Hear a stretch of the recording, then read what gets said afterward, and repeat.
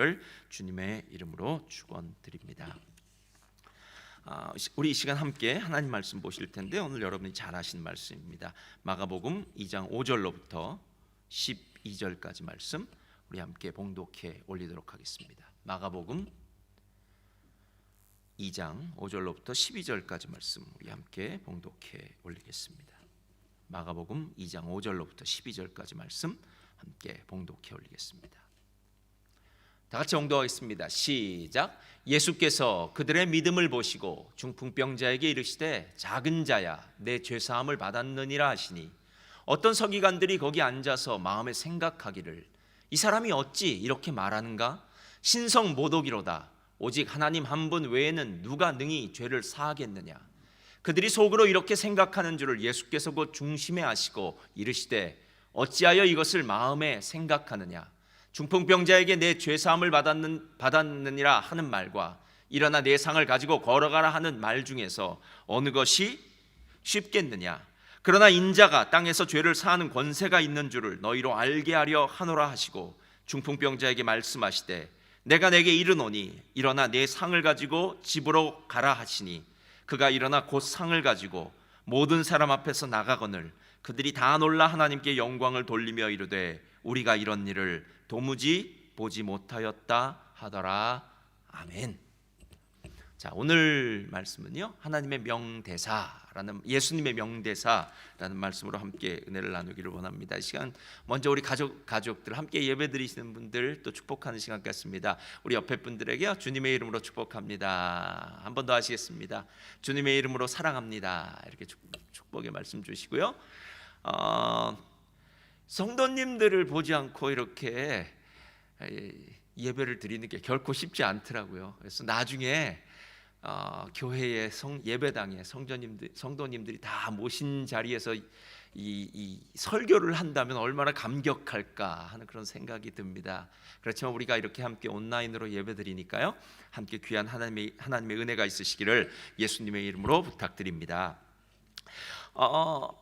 오늘 예수님의 명대사라는 제목으로 함께 은혜를 나누기를 원합니다. 여러분, 영재는 만들어지는 것일까요? 아니면 태어나는 것일까요?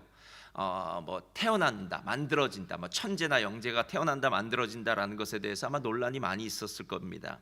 200년 전 독일의 한 마을에서 이 문제를 놓고 논쟁이 벌어졌다고 합니다. 그때 대부분의 사람들은 영재는 태어나는 거야, 천재는 태어나는 거야 라고 이렇게 말했는데요, 그때 한 사람이 아니다, 천재는 태어나는 것이 아니라 만들어지는 것이다 라고 이렇게 이야기했다고 합니다. 그분이 목사였는데요, 칼 비테라는 이분이 그 사실을 입증하기 위해서 자기가 곧바로 결혼을 하고 아기를 낳습니다.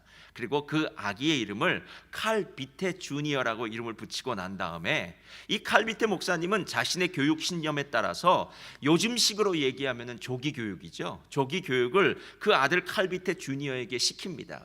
결론은 이렇습니다. 그 칼 비테 주니어는 8살 때 독일어, 프랑스어, 이태리어, 라틴어, 영어, 그리스어 등 6개 국어를 자유롭게 구사했고요, 14살에는 수학 관련 논문으로 철학 박사 학위를, 16살에는 법학 박사 학위를 받아 베를린 대학교에서 법학 교수로 임명될 정도로 아주 훌륭한 영재가 되었다고 합니다. 그런데 여러분, 이 칼 비테 목사님이 칼 비테 주니어에게 이 교육을 시킨 방법이 참 대단하더라고요. 어떻게 교육을 시켰느냐 하면은 이 칼 비테 목사님은 언어가, 즉 말이 중요하다는 것을 깨달았다고 합니다. 왜냐하면 말이 있어야, 말은 마치 지식을 수확하는 도구와 같아서 말을 잘해야 지식을 습득하는 데 훨씬 유리했다고 생각하고요, 또 인류가 동물보다 뛰어난 이유는 이 언어, 말이 있었기 때문이라고 생각해서 이제 갓 태어난 이 칼 비테 주니어가요, 주니어 앞에서 이렇게 손가락을 왔다 갔다 거리면은요, 나중에 그 손가락을 자기의 손으로 집어서 자기 입으로 가져가려고 하는 칼 비테에게 손가락 이렇게 정확하게 발음을 해줬다고 합니다. 그래서 하나씩 그 칼 비테 주니어죠, 조금씩 시간이 지나면서 아마 분별력이 생기면서 이것은 어떤 물건이다, 어떤 물건이다 하는 것을 정확하게 명확하게 이야기해 주면서요, 그 사물들을 가르쳐 주어서 그 사물들을 인지하고 난 다음에 그렇게 훌륭한 영재가 되었다고 합니다. 저는 모든 사람들이 뭐 그렇게 된다 안 된다라는 것은 뭐 그건 잘 모르는 일이고요, 뭐 그렇게 될 확률이 상당히 높지 않을까 하는 그런 생각은 들었습니다. 그런데 제가 한 가지 이 이야기를 들으면서 마음에 두었던 것은 무엇이냐면요, 그렇지, 말이 진짜 중요하구나. 말이 진짜 중요하구나. 우리가 누군가를 사랑한다고 이야기할 때도요, 사랑한다라는 말을 하지 않습니까? 비록 행동으로도 함께 해야 될지 모르지만요, 아무 말도 하지 않고 행동으로만 한다면 그 의미는 100% 전달되기가 어려울 것이다라는 겁니다. 많은 지식도, 심지어는 성경에 있는 말씀도 실은 언어, 말로써 우리들에게 주어지는 것은 아닐까라는 생각이 들었습니다. 가끔 드라마나 영화를 보면은요, 주옥과도 같은 명대사가 나올 때가 있습니다. 여러분, 다시 반복해서 들어도 뭐 가슴을 이렇게 뭐 울리거나 뭐 가슴을 뭉클하게 하는 이런 대사들이 있지 않습니까? 혹시 여러분들 뭐 잘 아실 텐데요, 이게 최선입니까? 이 사람이 저에게는 전도연이고 김태희입니다. 시크릿 가든. 예. 이 안에 너 있다. 애기야 가자. 예, 파리의 연인이죠. 나 지금 떨고 있니? 이거 옛날 겁니다. 저나 신에게는 아직 12척의 배가 남아 있습니다. 정말 짧은 대사들인데요, 이 대사가 가지고 있는 이 파워풀한 능력은 참 많아서 우리가 이 대사들을 다시 한번 들을 때마다 마치 그 드라마, 그 영화의 전부가 기억나는 것 같은 그런 모습이 들더라는 겁니다. 그런데 여러분, 그거 아세요? 성경에 있는 하나님의 말씀도 주옥 같은 명대사라는 것 아십니까? 아마 지난달 우리가 한 달 동안 마가복음 가지고 우리가 그 묵상을 했는데요, 마가복음 1장에도 그런 구절들이 나옵니다. 때가 찼고 하나님의 나라가 가까웠으니 회개하고 복음을 믿으라. 나를 따라오라. 내가 너로 사람 낚는 어부가 되게 하리라. 우리가 가까운 말들로 가자. 거기서도 전도하리니 내가 이를 위하여 왔노라. 그리고 이 말씀 참 제가 좋아하는 말씀인데요, 내가 원하노니 깨끗함을 받으라. 여러분, 이런 예수님의 주옥과도 같은 아마 명대사라고 저는 명대사라고 오늘 그걸 얘기했는데요, 이 주옥과도 같은 말씀이 우리의 심령밭에 심기워지고 심령판에 새겨질 때에 우리의 인생이 지금 곤고하고 힘들고 어려울 때라도 이 말씀으로 인해서 다시 한번 능력받고 다시 한번 일어서는 역사가 있게 되지 않느냐라는 거예요.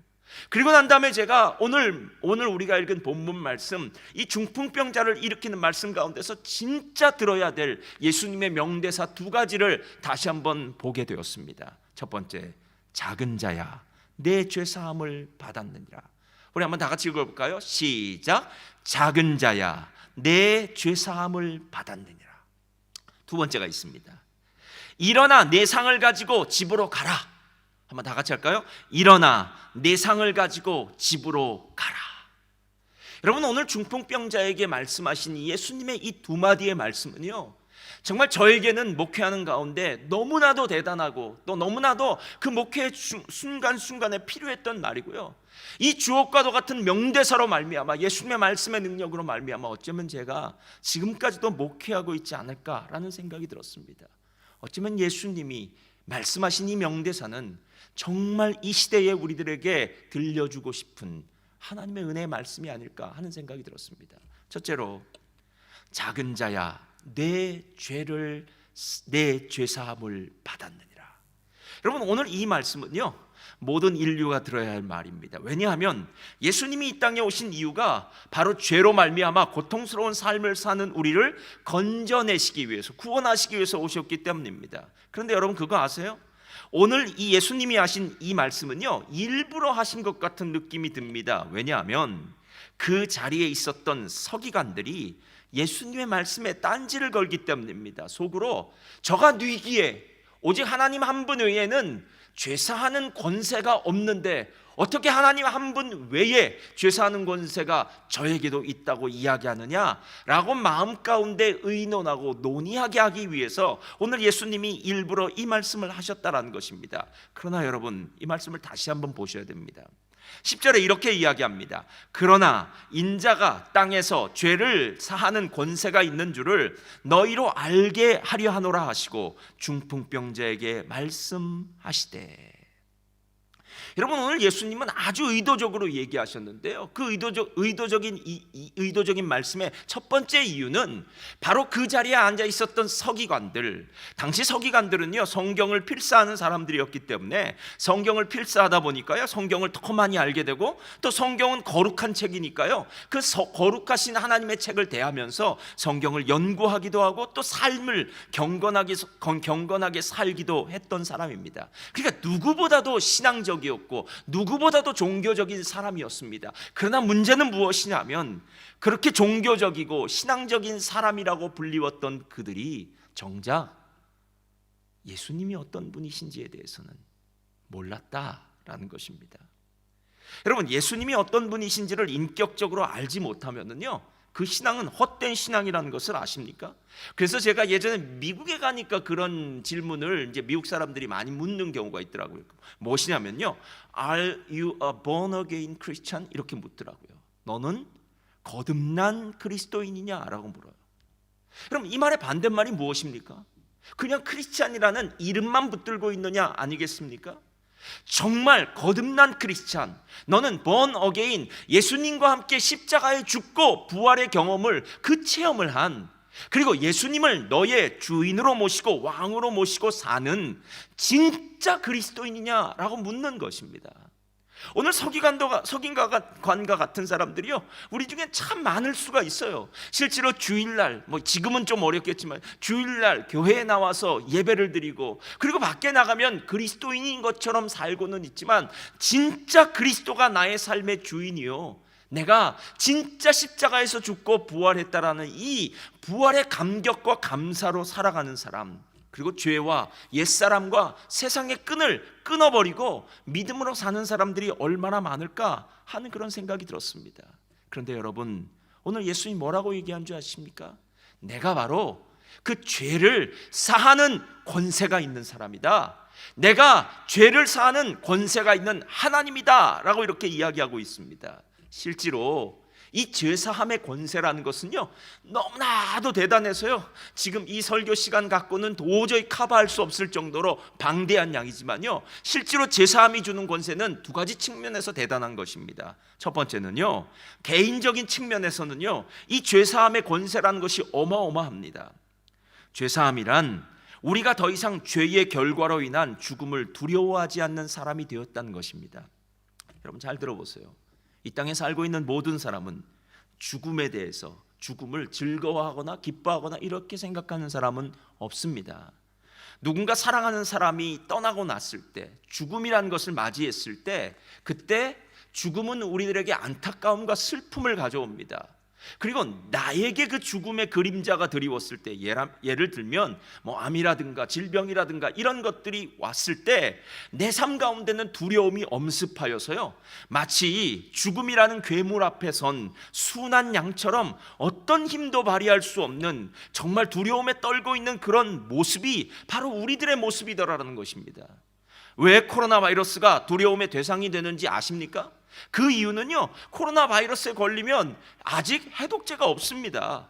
아직 백신이 없기 때문에 정말 버티지 않으면, 잘못하면 죽을 수 있다는 그 죽음의 두려움이 우리들에게 다가오기 때문입니다.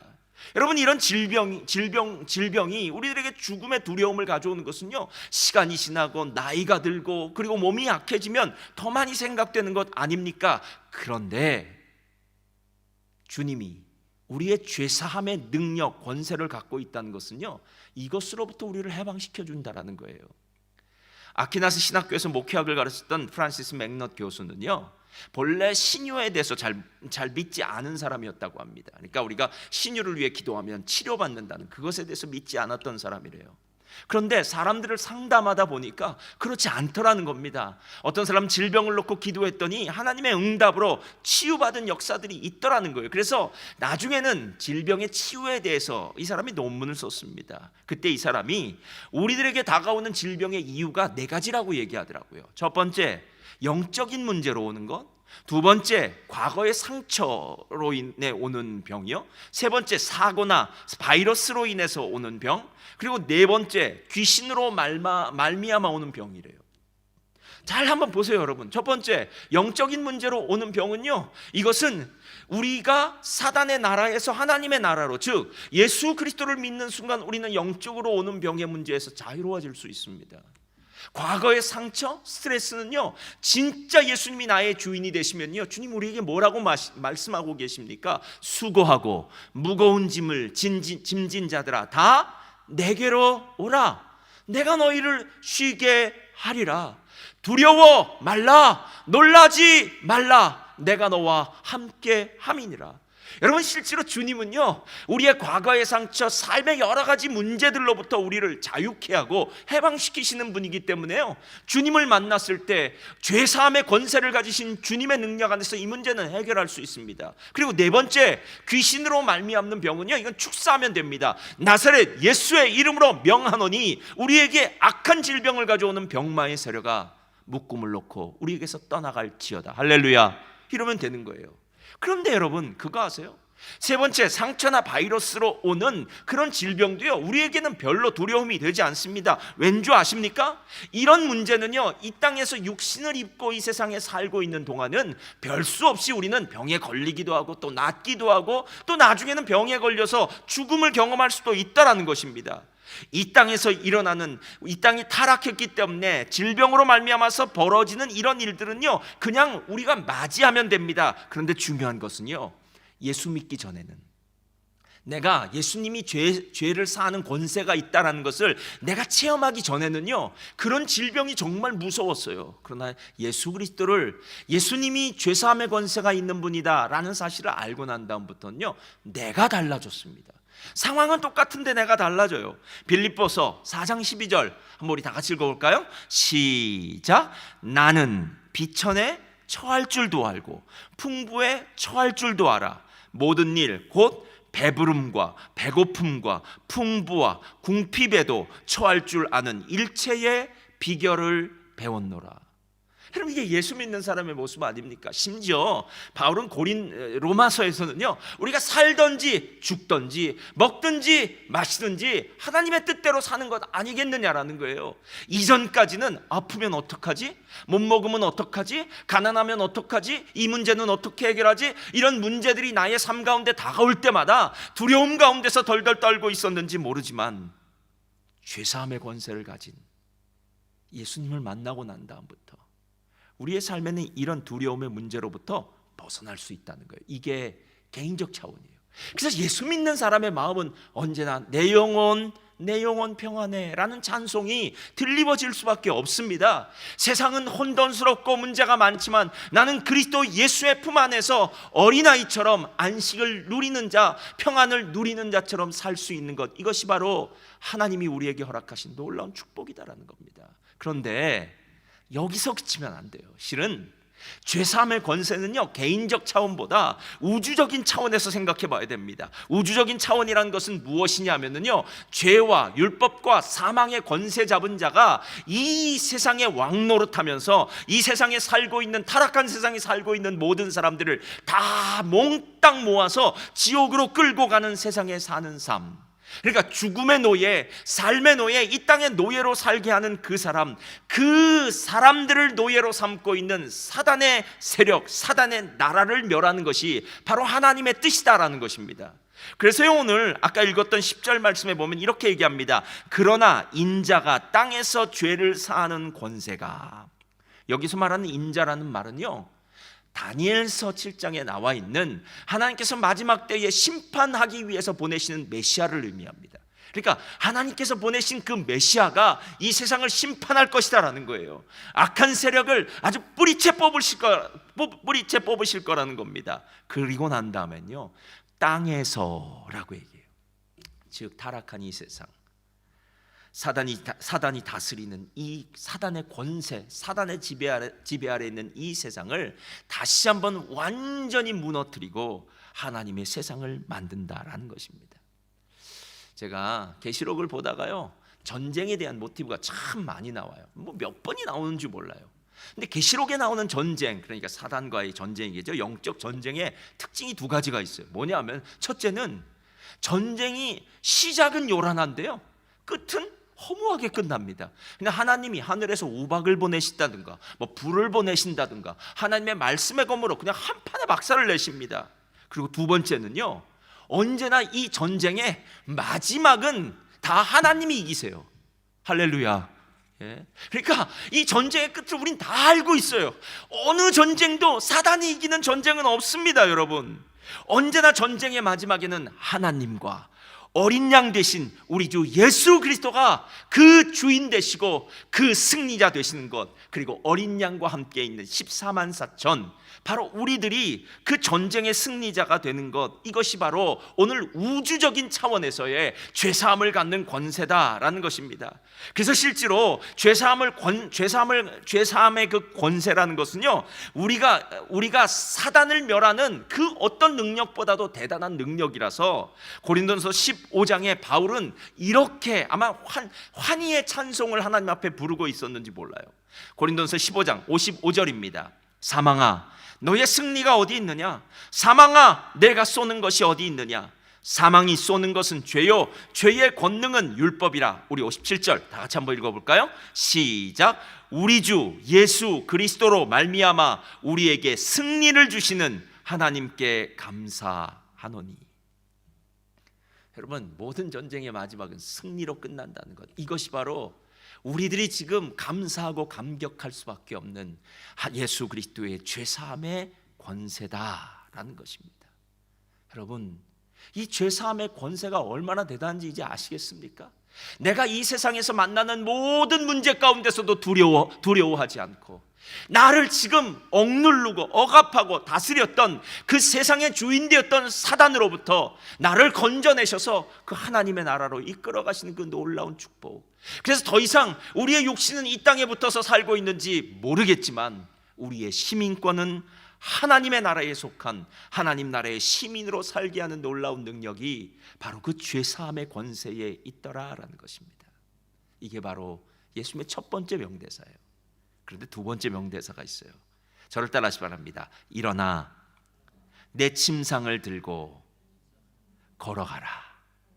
자, 여러분, 오늘 이 이야기는요, 실제로 그 자리에 있었던 모든 사람들은요, 이 죄사함의 권세보다 먼저 듣기를 원했던 말씀입니다. 아마 예수님이 무슨 일을 하시나 하고 이렇게 옆에서 엿보고 있던 서기관들은요, 아마 그래, 어떻게 한번 기적을 일으키는지 한번 보자 라고 생각하면서 이 말을 기다렸을 것이고요, 자기 친구인 이 중풍병자를 침상에 메고 왔던 그 친구들은, 그래, 내가 예수님을 만난 것은 내 친구, 내 사랑하는 친구가 이 중풍병에서 좀 일어났으면 좋겠다, 기적을 보았으면 좋겠다라고 생각하면서 오늘 이 말씀을 먼저 기대했을 것입니다. 여러분, 어떠십니까? 여러분도 이 말씀을 먼저 기대하고 계시지 않습니까? 저는 많은 순간 이 말씀을 얼마나 기대했는지 모릅니다. 그런데 이 말씀이 여기에 적혀 있는 이유를 알 것 같아요.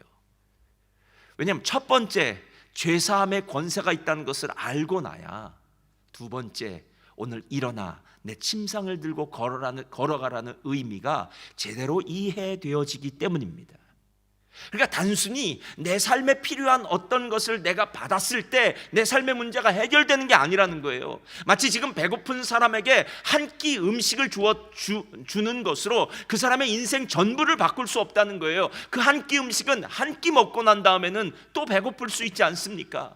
영원한 음식을 줘야 되는 것 아닙니까? 그 영원한 음식이 죄사함의 권세라면은요, 그 죄사함의 권세와 함께 하나님은 오늘 우리의 필요를 외면하지 않으시고 우리에게 가장 필요한 것, 정말 우리의 손에 무엇인가 하나님께서 주시는 그 축복의 선물이 바로 이 부분이더라라는 것입니다.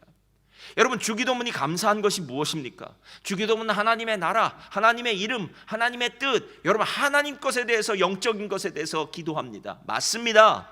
그런 깊은 의미를 가지고 기도하게 한 것이 주기도문입니다. 그러나 하나님은 영적인 것만 기도하라고 말씀하지 않으시고요, 우리에게 일용할 양식을 주시옵고. 저는 인간이 만들어낸 가장 위대한 발명품 두 개가 냉장고하고 자동차라고 생각해요. 왜냐하면 냉장고는요, 일용할 양식 걱정을 없게 만들었습니다. 냉장고가 크면 클수록 갖다 채워넣을 것 많고요. 그러면 내일 음식을 위해, 내일 양식을 위해서 걱정하지 않아도 됩니다. 냉장고가 5개가 있는 집도 있다 그러더라고요. 자동차는요, 우리가 가고 싶은 어떤 곳도 우리를 다 데려다 줍니다. 우리의 발이 됩니다. 여러분, 우리에게 일용할 양식을 주시옵고라는 이 말이 무슨 뜻인 줄 아십니까? 우리에게 있어서 가장 필요한 것들은 하나님이 반드시 주시겠다라는 거예요. 반드시 주시겠다는 거예요. 먹을 것, 입을 것 하나님 채워주시겠다는 거 말입니다. 여러분, 부모가 자녀의 삶을 걱정하고 채워주는 거 아니겠습니까?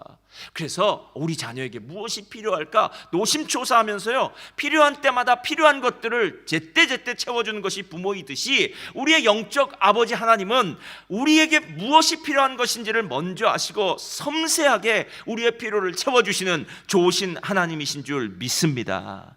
성경을 보니까요, 아담과 하와에게 모든 실과를 먹을 것으로 주셨고요, 광야에서는 만나를 주셨고요, 가나안 땅의 좋은 것들을 이스라엘 백성들에게 주셔서 저들의 삶 가운데 부족함, 결핍이 없도록 만드신 것이 바로 하나님의 은혜였더라라는 것입니다. 오늘 중풍병자에게 가장 필요한 것은 무엇이었을까요? 그럼 중풍병자에 가장 필요한 것이 이거 아닙니까? 일어나 내 상을 들고 걸어가라 라는 말 아닙니까? 저는 목회하면서 중풍에 걸리신 성도님들을 여러 번 만났습니다. 바로 어제까지만 해도 돌이라도 씹어먹을 정도로 정말 건강하게 보이던 분이요, 그날 밤 갑자기 중풍으로 쓰러지셔서 침상에 누웠다는 소식을 듣자마자 병원으로 또 집으로 달려갔던 적이 여러 번 있었습니다. 중풍에 이렇게 걸리시고 한수 반신불수나 중풍에 걸리신 분들 이제 병원에 가면은 수액을 맞으시더라고요. 한 이틀 3일 동안 계속 수액을 맞으시더라고요. 그리고 난 다음에 이제 며칠이 지나고 나서 한 달이 지나고 며칠이 지나면 이제 반신불수가 되시던 아니면 또 병원에 누워 계시던 이렇게 누워 계시더라고요.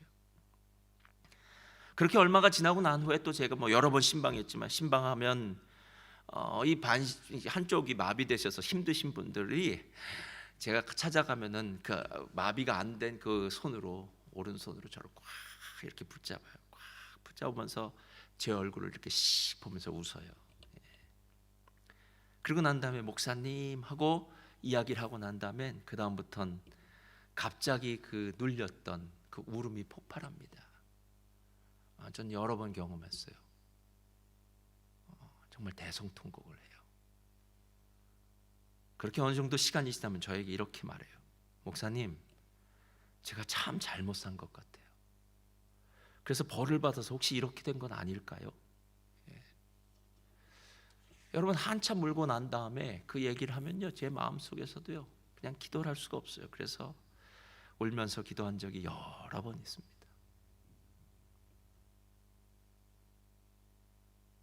그때 제가 기도할 때 했던 말이 바로 두 번째 말이에요. 하나님, 우리 집사님을 건강하게 해주세요. 우리 집사님을 일으켜주세요. 만약에 오늘 예수님의 이 명대사 중에 첫 번째만 있었다면, 소자야 내 죄사함을 받았느니라, 인자가 죄사함의 권세가 있는 줄 알게 함이라는 그 말씀만 있었다면, 저는 그런 분들을 신방해서 할 말이 참 없었을 것 같아요. 그런데 오늘 예수님이 하신 말씀, 소자야 일어나 내 침상을 들고 걸어가라 라는 이 말이 있었기에 저는 그 말이 응답되건 안 응답되건의 문제가 아니라 할 말이 있더라고요. 하나님 말씀하셨으니까 도와주세요. 하나님, 중풍병자에게 이렇게 예수님이 말씀하신 것처럼 지금 중풍병으로 누워있는 이분에게, 이 집사님에게 하나님의 은혜를 베풀어 달라고 기도했던 적이 있습니다. 예수님의 두 번째 명대사는 어쩌면 저 같은 목회를 하는 사역자들에게는요 너무나도 큰 힘이 되는 말씀입니다. 왜냐하면 우리들에게는 기댈 수 있는 언덕이 되기 때문입니다. 우리가 입으로 꺼내서 기도할 수 있는 기도의 대사가 되기 때문입니다. 어떤 목사님이 이렇게 말하더라고요. 교회에는 병들고 죽어가고 혼란스럽고 우울하고 결혼 생활에 문제가 있고 경제적으로 힘들고 약물과 도박과 알코올의 문제가 있고 구원받지 못했고 그리스도로부터 멀리 떠나 있고 가족의 누군가와 갈등 가운데 있는 사람들이 모인 곳이다. 그런데 목회자는 그런 사람들을 향해서 가게에 찾아오는 고객처럼 병원에 찾아오는 환자처럼 대하지 않는다라는 거예요. 왜냐하면 그들은 모두 하나님의 가족들이고 하나님의 도우심이 절대적으로 필요한 사람들이더라라는 거예요. 바로 하나님이 하나님의 가족들에게 해줄 수 있는 말, 일어나라, 내 침상을 들고 걸어가라. 실은 이 말씀을 듣고 힘을 내서 일어나 그 자리를 박차고 일어나서 회복된 분도 여러 번 봤고요. 마음 가운데, 삶 가운데 낙심되고 절망되고 실패한 자리에서 일어나 다시 한번 살아갈 소망을 얻은 분도 여러 번 보았습니다. 예수님의 두 번째 명대사는요, 저에게는 없어서는 안 될 말이었습니다. 여러분 어떠십니까? 예수님이 죄를 사하는 권세가 있다는 사실이 너무나도 중요해요. 왜? 지금 우리가 서 있는 이 자리가 하나님의 복된 자리라는 것을 알게 하기 때문에요. 더 이상 사단이 우리를 붙들지 못하고 있다는 걸 알기 때문에요. 그런데 거기서 끝나는 것이 아니라 내 삶의 일상적인 필요를 내가 책임지겠다. 너의 문제, 너의 필요, 너의 소원을 내가 들어주겠다라고 말씀하시는 두 번째 예수님의 명대사로 말미암아 우리는 그 사랑의 하나님 앞에 기댈 수 있는, 위로받을 수 있는 힘을 얻게 됩니다. 사랑하는 멜번 순복음교회 성도님들, 오늘 예수님의 명대사 다시 한번 가슴에 새기시고요, 그 말씀이 내 삶 가운데, 내 마음판 가운데 새겨져서 그 말씀으로 하나님의 큰 축복 받으시는 저와 여러분 되시기를, 온 가족 되시기를 예수님의 이름으로 축원드립니다. 오늘은 우리 아까 불렀던 찬송인데요,